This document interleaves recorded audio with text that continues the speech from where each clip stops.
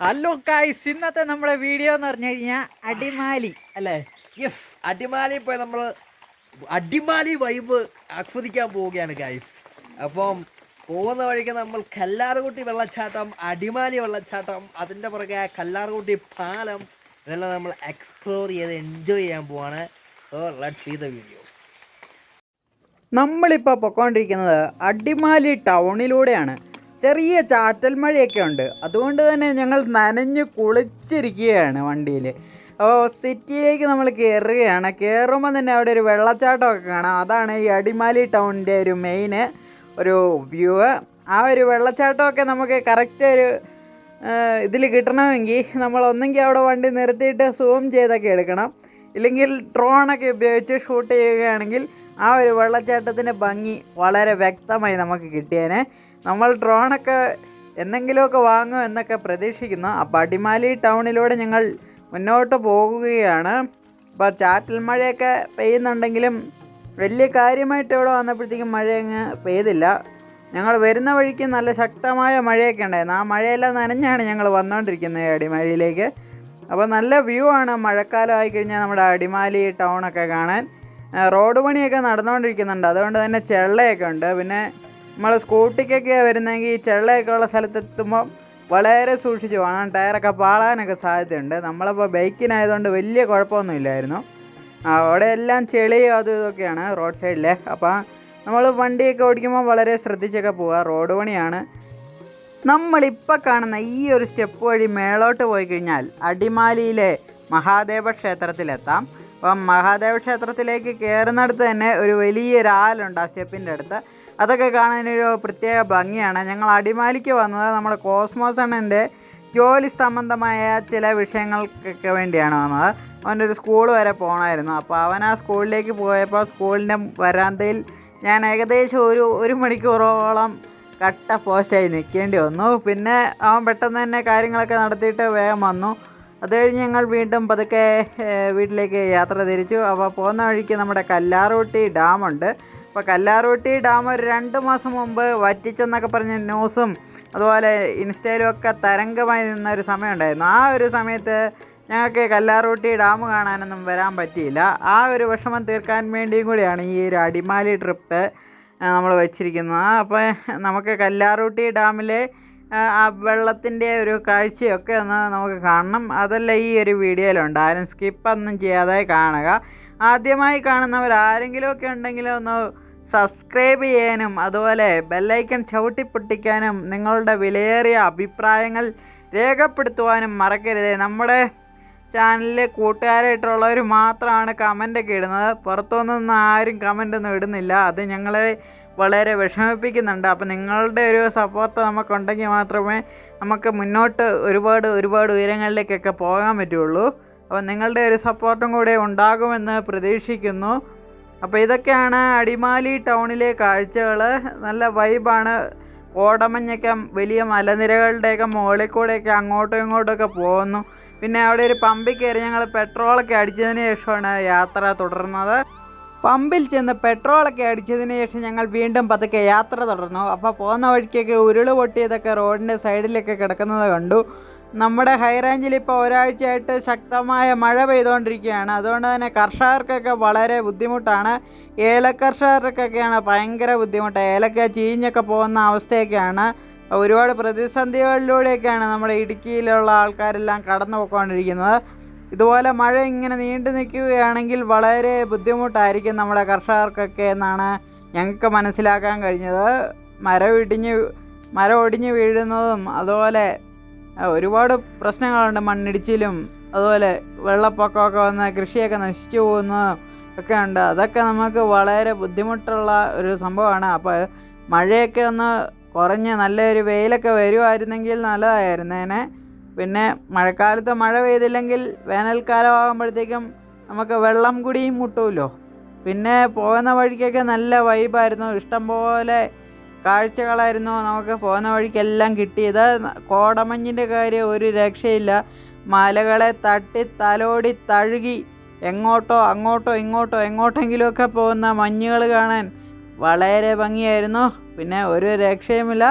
നല്ല set vibe യാത്രയായിരുന്നു ഇത്. അപ്പോൾ നമ്മുടെ വീഡിയോ ഇഷ്ടപ്പെട്ട് കഴിഞ്ഞാൽ ലൈക്ക് അടിക്കാൻ മറക്കരുത്. അതുപോലെ നിങ്ങളുടെ അഭിപ്രായങ്ങൾ രേഖപ്പെടുത്തണമെന്ന് ഒരിക്കൽ കൂടി പറയുന്നു.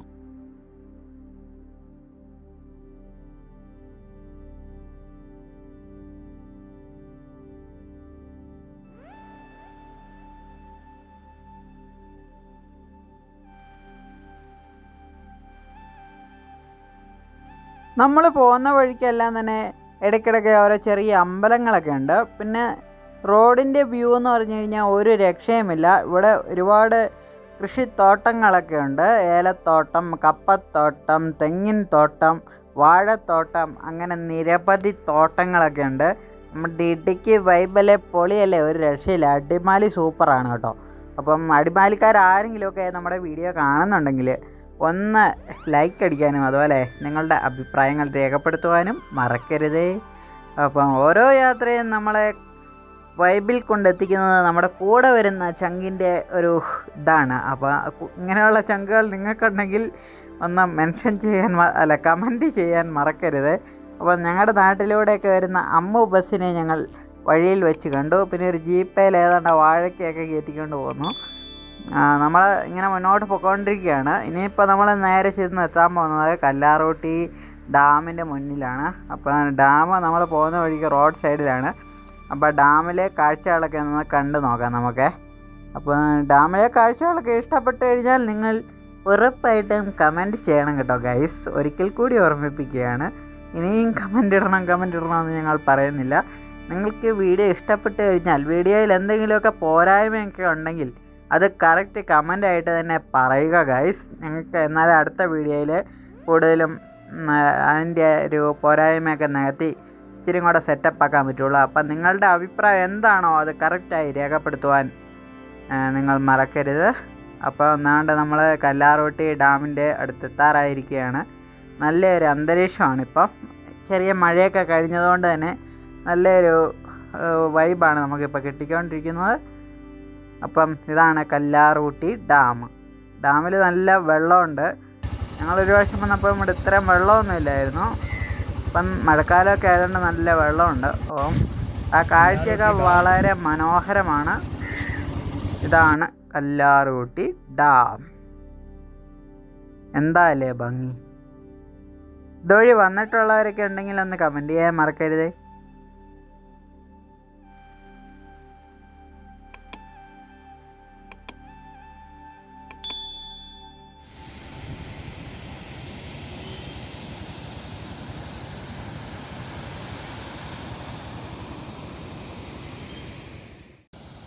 എൻ്റെ കയ്യിലുണ്ട്.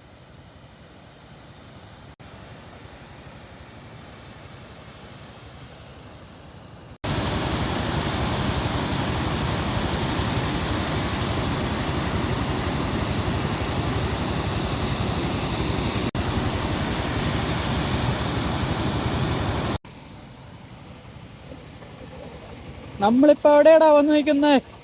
ഗായ്സ്, നമ്മളിപ്പോ വന്നേക്കുന്നത് കല്ലാർകുട്ടി ഡാമിലെ ആ ഭാഗത്താണ് വന്നേക്കുന്നത്. ഇവിടെ ആക്ച്വലി നമ്മൾ ഷട്ടർ തുറന്ന് നല്ല രീതിയിൽ വെള്ളം പൊക്കോണ്ടിരിക്കുകയായിരുന്നു. നേരത്തെ 2 ഷട്ടർ 3 ഷട്ടർ തുറന്നിട്ടുണ്ടായിരുന്നു. ഇതിനിപ്പോ എത്ര 1 2 3 4 5 ഷട്ടർ ഉണ്ട് ഈ ഡാമിന്. അതിലിപ്പം ഒരു ഷട്ടർ പകുതി തുറന്നിട്ടുണ്ട്, മറ്റൊരു ഷട്ടർ കുറച്ചേ ഉള്ളൂ. അപ്പൊ 2 ഷട്ടറുകളുടെ വെള്ളം പൊക്കോണ്ടിരിക്കുന്നത്. പണ്ട് വരുമ്പോൾ ഭയങ്കര സെറ്റപ്പ് ആയിരുന്നു. മൊത്തം വെള്ളം കൊണ്ട് നല്ല നിറത്തിൽ ഇങ്ങനെ 5 ഷട്ടർ തുറക്കുമ്പോൾ ഭയങ്കര രസമായിരുന്നു കാണാനായിട്ട്. അപ്പോൾ ഈ ഒരു വഴിയൊക്കെ നിങ്ങൾ യാത്ര ചെയ്ത് പോകണമെങ്കിൽ ഇവിടെ ജസ്റ്റ് ഒന്ന് ചവിട്ടിയിട്ട് ഈ കല്ലാർകുട്ടി ഡാമിന്റെ ആ ഭാഗമൊക്കെ ഒന്ന് കണ്ട് ചായയെ കുറിച്ച് വൈബ് അടിച്ച് പോവുകയാണെങ്കിൽ മോനെ ഭയങ്കര പൊളിയാണ്. ഇവിടെ മൊത്തം മഞ്ഞാണ്, തണുപ്പാണ്, മഴയാണ്. ഇടുക്കിയിൽ ഇപ്പം മഴയാണ് ഗായ്സ്.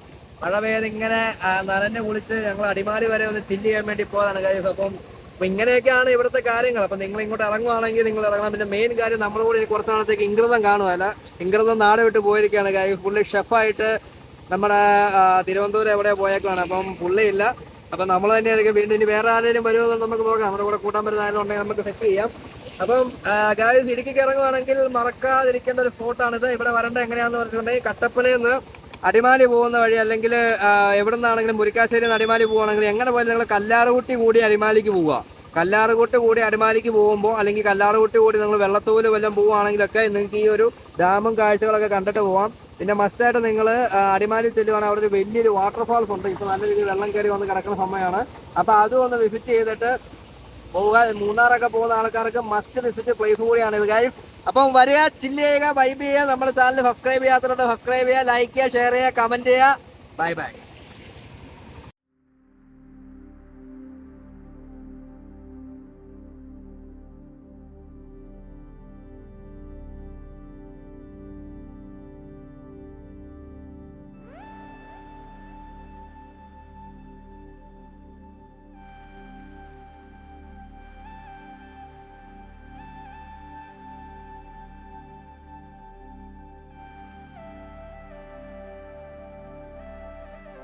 അങ്ങനെ നമ്മൾ കല്ലാർകുട്ടി ഡാമിലെ കാഴ്ചകളൊക്കെ കണ്ടതിന് ശേഷം നേരെ മുന്നോട്ട് പോരുമ്പോൾ കല്ലാർകുട്ടി പാലമുണ്ട്. പാലത്തിൽ നിന്നും ഫോട്ടോ ഒക്കെ എടുക്കാൻ നല്ല വൈബാണ്. ഞങ്ങൾ പക്ഷേ ഫോട്ടോ ഒന്നും എടുക്കാൻ നിന്നില്ല, വേഗം നമ്മുടെ കോസ്മോസ് അണ്ണന് കട്ടപ്പനയിൽ എത്തേണ്ടതായിട്ടുണ്ടായിരുന്നു. അതുകൊണ്ട് തന്നെ ഞങ്ങൾ സമയമൊന്നും പാഴാക്കാതെ വേഗം തന്നെ പോരുകയായിരുന്നു. ഇതാണ് കല്ലാർകുട്ടി പാലം, നല്ലൊരു വൈബാണ്. മലയൊക്കെ നിൽക്കുന്ന ആ നിപ്പ് കണ്ടില്ലേ, എന്താ അല്ലേ ഭംഗി. അപ്പോൾ ഇവിടെയൊക്കെ നിന്നൊരു ഫോട്ടോ ഒക്കെ എടുത്ത് ചില്ല് ചെയ്തിട്ട് പോകാൻ താല്പര്യമുള്ളവർക്കാണെങ്കിൽ ഇങ്ങോട്ട് വരാം. നല്ല സെറ്റ് വഴിയാണ്, അതുപോലെ പൊളി വൈബ് യാത്രയായിരുന്നത്. അപ്പം പുതിയൊരു വീഡിയോയുമായി വീണ്ടും കാണുന്നവരെ എല്ലാവർക്കും ബൈ.